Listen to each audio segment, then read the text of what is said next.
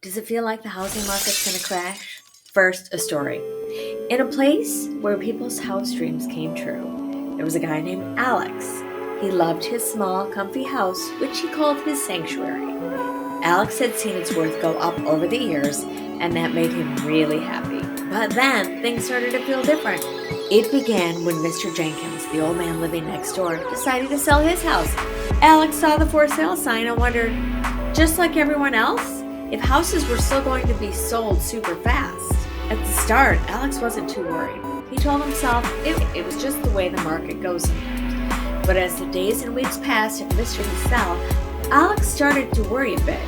Was his own house, sanctuary, really as valuable as he thought? That's when Alex went to talk to his friend Jamie. She was a real estate agent who knew a lot about houses and selling them. Jamie told him the truth. People were finding it really hard to get loans for houses because interest rates were the highest they'd been in 23 years.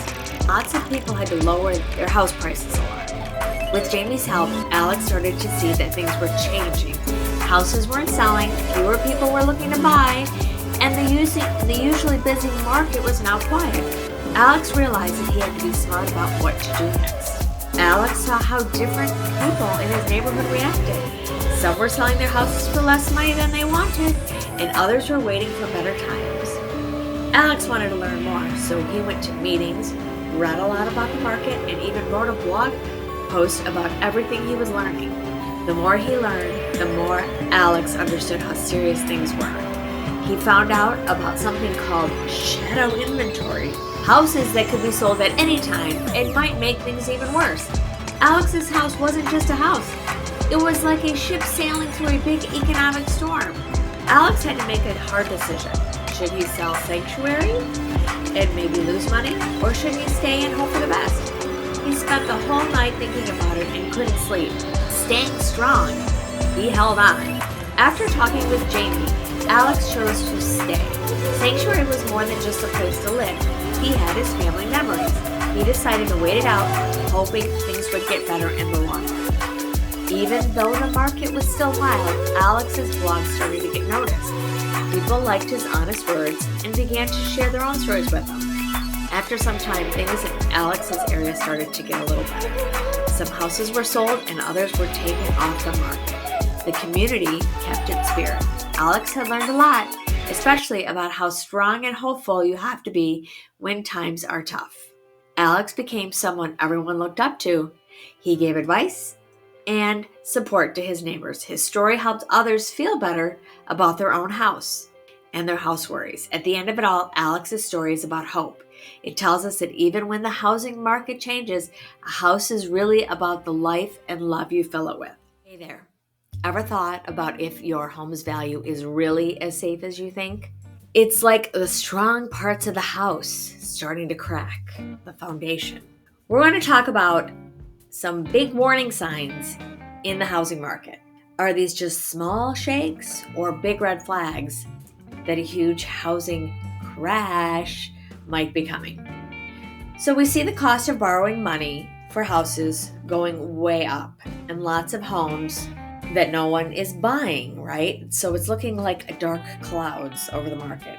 Every sign we look at is part of a bigger story of big changes happening in the market. So let's dive in. First, we've got house prices going through the roof, right? Lately, house prices have shot up like a rocket, jumping a huge 45% from early 2020 to the end of that year, right? But now, as we know, things might be changing because the cost to borrow money is going way up. And that might mean house prices will stop climbing so high, which is good for our buyers, right? Next, we're going to look at the super high mortgage rates, which have hit the highest they've been in 23 years at 7.87% as of this recording this video here. This makes it really hard for people who want to buy a home because purely the monthly payments are getting too expensive. So more than what people make in a month, right? How are you going to live in a house? So we also have the home sales slowing down big time, right? It is the holiday, but suddenly fewer homes are being sold. So it's like 15.1% less. So it's really the slowest it's been since a really tough long time ago, which was called the Great Recession. This slowdown means house prices might not keep going up as much, which is tough for people trying to sell, right? They're not going to get the money they wanted to get, but we've got lots of price cuts on homes. So people that start asking way too much, they're selling houses, and the ones building them, they're having to lower their prices more than before because they still think they're getting what they could get a couple years ago. So it's something we can't ignore, and it shows the balance of how many people want to buy versus how many homes are for sale is changing. So it's like a scale. So more homes for sale than buyers. So there are over 500,000 homes waiting for someone to buy them, which means homes are on the market for longer, and it's easier for buyers to find one. So another sign is hidden homes that might be sold. There are about 5.5 million homes that could be put up for sale at any time. If they all hit the market, it could make house prices go down even more. They're just waiting to go out there. But we're going to talk about people not wanting to buy homes. So a lot of people think now isn't a good time to buy a home because prices and borrowing costs are high. This could make even fewer people want to buy the home. We see real estate people feeling worried. The people who sell homes like me and build them, builders, aren't feeling too good about all this, right? Because it's the market. So it's a sign that things might get tougher for us and builders, right? So it's not just the buyers and the sellers. We're having a tough time too. Banks are being stricter with their loans, so it's getting harder for people to get loans to buy a home because they're having trouble paying their own bills.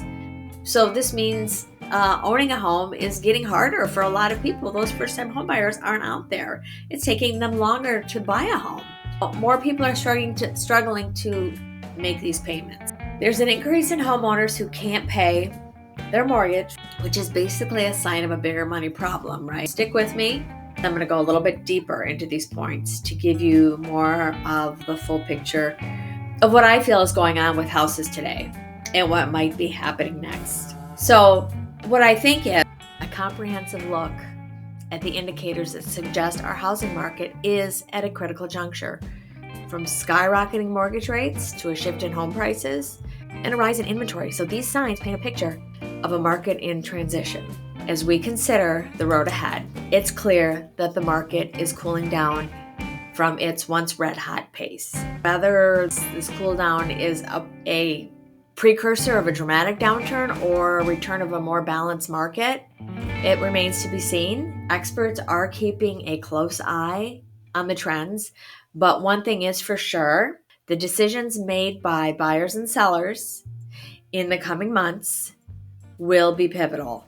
For those looking to buy, this may be a time to exercise caution, but also a time to find opportunities as the market shifts. Sellers, on the other hand, may need to adjust expectations and be prepared for a more competitive landscape.